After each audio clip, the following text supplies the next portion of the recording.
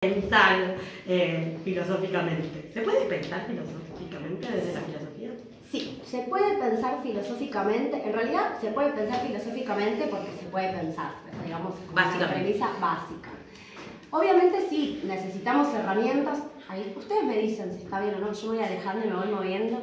Obviamente hay herramientas para acercarnos a la filosofía o para practicarla en realidad. Entonces, cuando pensaba en esta columna, que primero, lo primero que quería decir era, felicitarlas por el programa. Me parece un montón de esfuerzo lanzar este proyecto todos los días, demanda un montón de trabajo, es súper necesario, estos espacios también los celebramos, así que muy contenta, las felicito por eso y también, les agradezco por haberme convocado para que pensemos algunas cuestiones o desarmemos algunas cuestiones. Y cuando pensaba esta columna, que en realidad tampoco pude pensar tanto porque la realidad nos va comiendo, mi primera pregunta era, vamos a ver, pensemos ¿por qué una columna de filosofía en la radio, principalmente, y en este programa, digamos? O sea, es una pregunta que les hago a ustedes. Vino con trampa, Belén. Era verdad que teníamos que pensar. Era verdad que teníamos que pensar. Ella tenía que darnos la respuesta, no se supone que nosotros teníamos. No estaba esto en el listo. Tomo nota. Belén del Huerto no quiere pensar. No quiere pensar. No sé, en realidad eso me parece importante porque, la filosofía como disciplina de reflexión, que por lo menos en el sentido común está como muy pensada desde lo que está separada del mundo, ¿no? Como que no es mundano, como que tiene que ver con una cuestión más del ocio. Y de repente, de un tiempo acá, hubo como un resurgir del pensamiento, no sé si del pensamiento filosófico, pero sí de utilizar la filosofía o de por lo menos la divulgación de la filosofía a través de popularizar, digamos, esta disciplina y algunos de los ejes centrales en los que pensamos la filosofía, que en realidad es pensar en todo el mundo, porque podemos pensar cada porción de la realidad, pero de un tiempo acá, con los programas de encuentro, por ejemplo. Con Darío Z. Sí, me encanta que sea Z, porque nos recontra economiza la vida. Con Mentira la Verdad, con la popularización de los libros de filosofía, con ponerla, digamos, en la tele, después que hablábamos esto de las series, por ejemplo la de Merlí, que podemos hacer un montón de críticas, pero que trae, digamos, una disciplina que está encajonada o que socialmente se desestima. De hecho, por lo menos yo, mientras era estudiante en Buenos Aires, hemos tenido grandes jornadas de lucha y pelea para sostener la filosofía en las escuelas y en las currículas, porque hubo hace unos años, más o menos desde el 2007, de 2007 a 2010, toda una campaña del gobierno de la ciudad de Buenos Aires, con Macri a la cabeza del horror, como siempre, te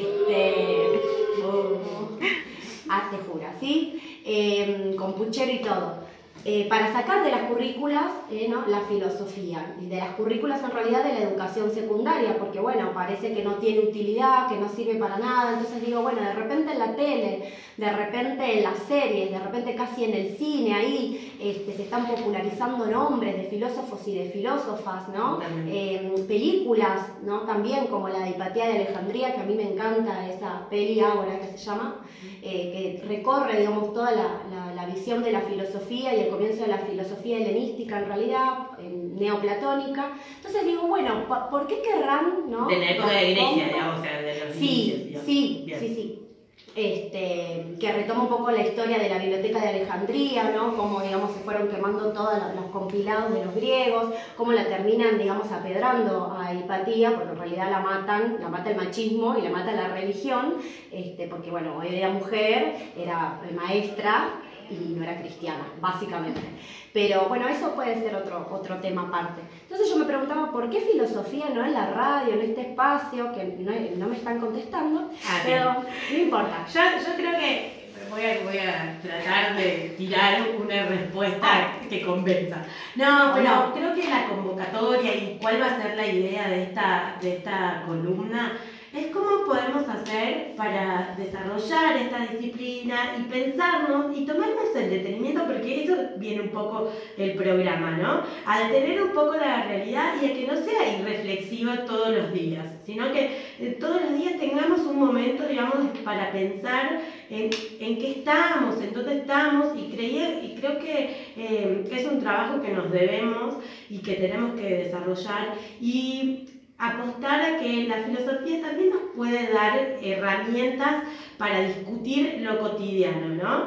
Desde las canciones, desde cómo nos posicionamos como jóvenes, como profesionales, cómo nos posicionamos desde distintos lugares. Hay muchas preguntas que por ahí pueden ayudar. Hay veces que se habla mucho acerca del valor de la vida, como hablábamos recién con Ariano o con Carlitos, con Facundo, que es el hermano de Ariano, y con Carlitos, que nos decía esta situación, cuánto vale la vida de los pobres y cómo podemos analizarlo desde la filosofía, que tiene términos de desarrollo y que no vienen de la nada, digamos, y que no surgen de un día para el otro, sino que es una cadena de luchas y de poder que la tenemos que analizar, y que creo que una herramienta es la filosofía para poder arrancar.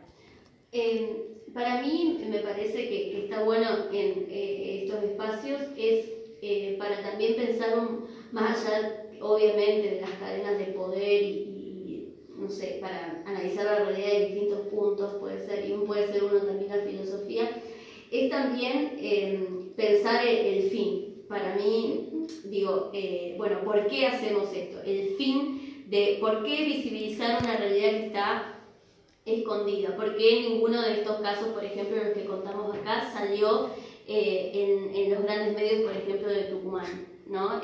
Como un caso de lo que sucedió anoche en los Vázquez no repercutió y no salió en los grandes medios. ¿A qué interesa responder? Entonces, el fin de visibilizar lo invisible para mí sería un tema a analizar, también desde un punto más digamos, difuso, que es el altruismo.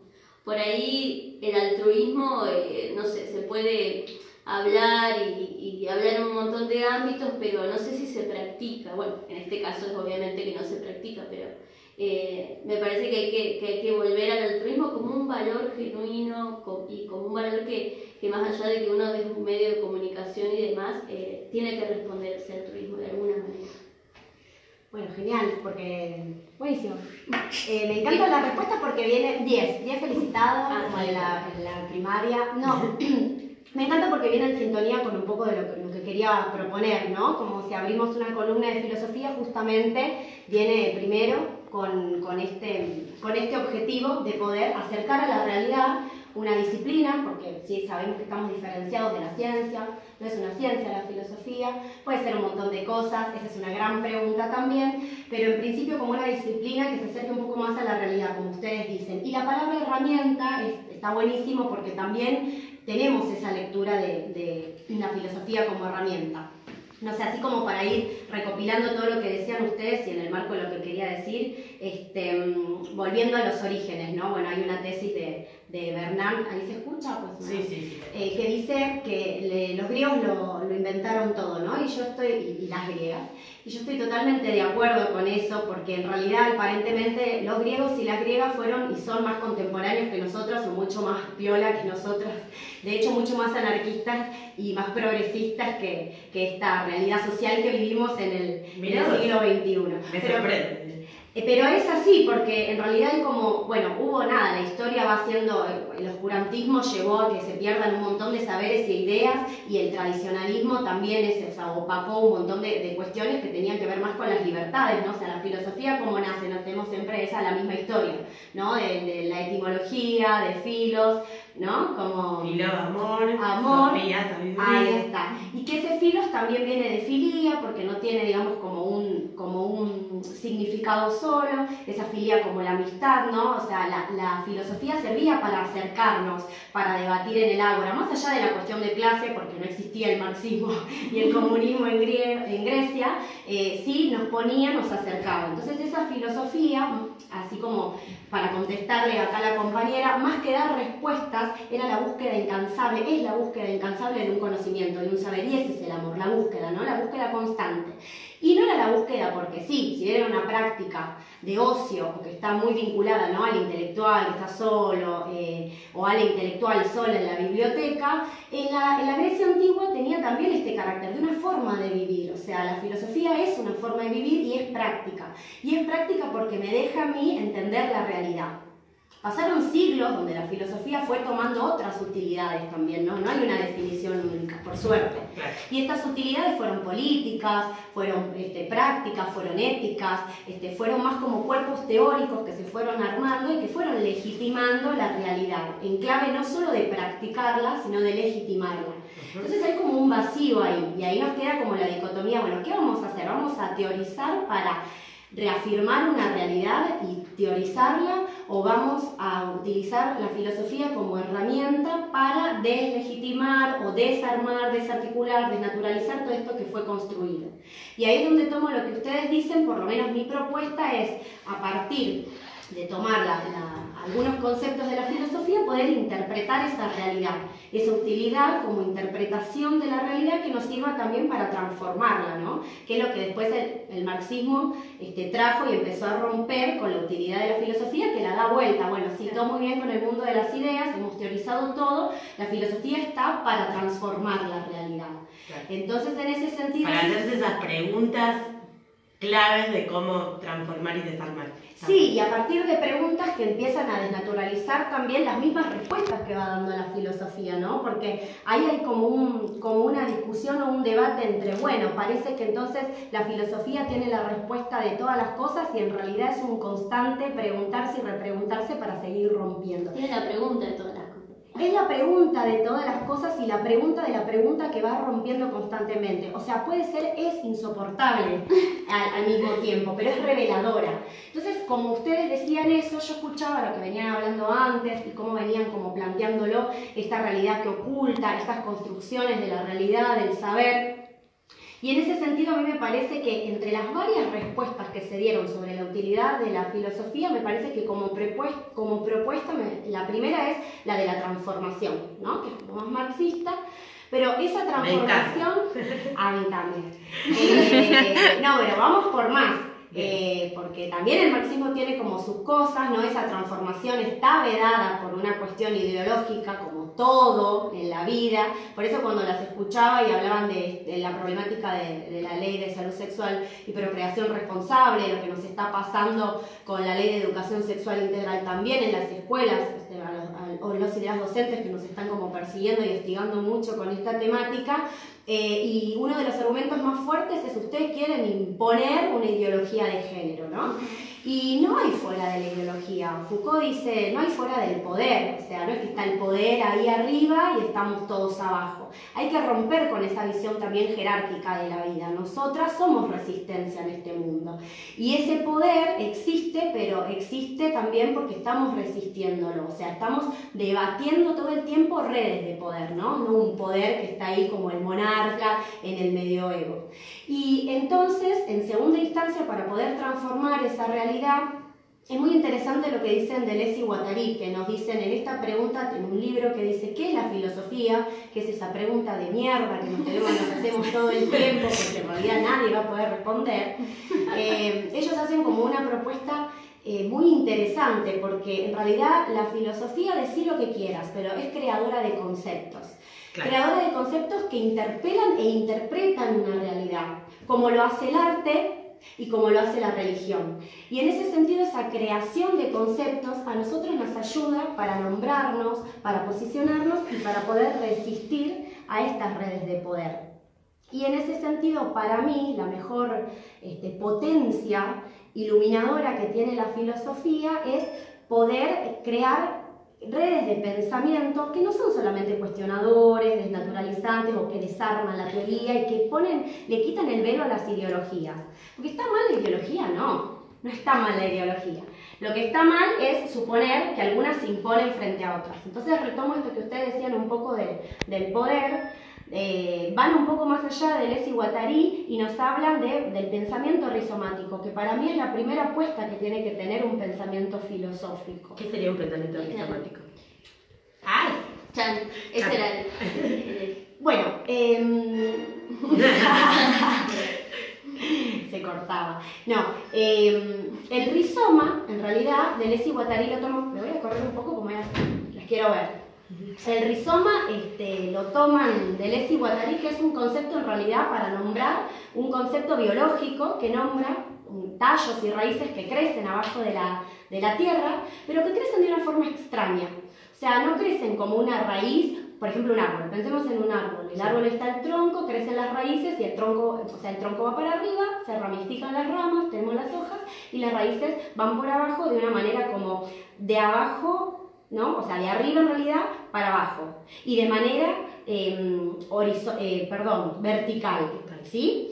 Lo que pasa con los rizomas es que crecen de manera horizontal, o sea, son tallos que crecen de manera desordenada, que se pueden ir enredando entre sí, pero que en realidad van creciendo de manera horizontal, se expanden horizontalmente, perdón. Entonces el rizoma lo toman Deleuze y Guattari y piensan al pensamiento o al sistema cognoscitivo, es decir, cómo nosotros pensamos la realidad y la conocemos, como una aprensión rizomática. Es decir, ellos dicen, la bocha, ¿no?, es poder generar un pensamiento que sea reflexivo, pero que no haga que se legitimen ciertas teorías del conocimiento como empaquetadas, ¿no? Como estas adoctrinamientos, que terminan siendo adoctrinamientos del pensamiento que se basan de una manera totalmente jerárquica, donde, por ejemplo, una proposición se sigue de la otra y no puede seguirse de la anterior, sino están subordinadas a un nivel superior, ¿no? Es como que la construcción del conocimiento así tiene que desdoblarse y jerarquizarse. Como pensamos el poder también, ¿no? Como pensamos un montón de cosas, como pensamos una lógica empresarial, como pensamos el orden de la presidencia, como pensamos el Estado. Lo que dicen Deleuze y Guattari es la bocha es poder generar herramientas para que el pensamiento funcione como el rizoma, de manera horizontal, donde ningún argumento pueda en realidad ser superior a otro en el sentido de que se establezcan a sí mismos y se vayan relacionando. Entonces, esa capacidad rizomática de poder relacionar las ideas me da a mí la capacidad de hacer, digamos, una multicoordinación y multifunción de todos los pensamientos que tengo para ir a enredarlos. Entonces yo puedo hablar del rizoma, que es un tallo, puedo hablar de la filosofía de manera práctica y puedo pensar rizomáticamente cómo funcionan las redes de poder, ¿no?, de esta manera y con estas herramientas en los casos que ustedes recién mencionan. ¿Por qué? Porque es desarmar la construcción autoritaria que tienen todos los conocimientos. Yo por ahí, o sea, a ver si voy entendiendo, y lo que me parece como muy interesante. Pensar la realidad un poco es tratar de que se vean esas conexiones, ¿no? De poder entender que estamos hablando de niveles y que están esos niveles, digamos, interrelacionados. Sí. Entonces, que cuando se dice esto, todo tiene que ver con todo, por ejemplo, ¿no? Pero más allá de eso, poder explicar que cuando hablamos de no sé, en este programa se empezó hablando de la economía, pasamos a hablar de los cuadernos, después hablamos de lo que pasó en el barrio del gatillo fácil, y después terminamos hablando de la salud sexual y la procreación responsable como, bueno, esta ley que necesitamos hace 15 años. Y que todo esto tiene que ver con, bueno, estos engranajes de poder, estas formas de resistencia que se dan y cómo analizarlas y tener esta herramienta de la filosofía nos va a permitir visibilizar esas conexiones para no compartimentarnos, porque también nos pasa esto, como, bueno, hablamos del tema de ley de salud sexual y eso corresponde a las mujeres, como si no tuviera que ver con el barrio, como si no tuviera que ver con la economía, ¿no? Bueno, como si no tuviera que ver, perdón, con esto, con las redes de poder, digamos, porque están vinculados, no hay fuera del mundo tampoco, estamos vinculados ahí. No, que la estrategia también es segmentarlo. dividirlo y para dividir también muchas veces las causas, ¿no? Sí, y ese es el sistema, digamos, cognoscitivo que Deleuze y Guattari vienen, digamos, a desentramar un poco, ¿no? Cómo entonces, en realidad esto es culpa del pensamiento occidental, cómo a partir de cómo se fueron desarrollando nuestras formas de pensar, o el pensamiento lógico, o el pensamiento dualista, donde hay ser porque es, y no hay, y el no ser porque no es, está la nada y el todo, está lo bueno y lo malo, y este pensamiento dualista lo que hace es crear estructuras de pensamiento donde todo queda fragmentado, ¿no? Las ciencias se fragmentan, el pensamiento se fragmenta, el género y el sexo se fragmenta, el mundo se fragmenta entre Occidente y Oriente. Digo, no es casual, no es ingenuo, y tiene que ver con una larga tradición de hace miles y miles de años que dividió el mundo entre el día y la noche, básicamente. Entonces, en el medio, sí, pasan cosas, y pasan un montón de cosas, y es por ahí donde va el rizoma. Entonces, este pensamiento que es interrelacional lo que hace es poner sobre la mesa todas estas cuestiones que parecen que no están vinculadas, o que no solamente se dicen tan vinculadas porque sí, sino que tiene que ver con un entramado que va más allá de eso. Llámese redes de poder, llámese humanidad, llámese cuestión de clase, digamos, hay como un montón de cosas que están implicadas en esa cuestión. Entonces, bueno, mi propuesta es esa, que podamos pensar rizomáticamente a partir de nuestros encuentros, también este programa que más o menos está dando así. Estamos rizomando. ¡Ay, qué hermoso! Muy bueno, muy bien. Muchísimas gracias. Sí, muchísimas gracias. Estamos muy contentas de tenerte aquí y de poder llevar adelante esta forma de pensar que tiene que ver mucho con nuestra idea de cómo desarrollar la comunicación y de cómo pensarnos a la hora de armar este espacio. Así que muy bienvenida. Muchas gracias a ustedes. Así que bueno, vamos a ir a una pequeña pausa.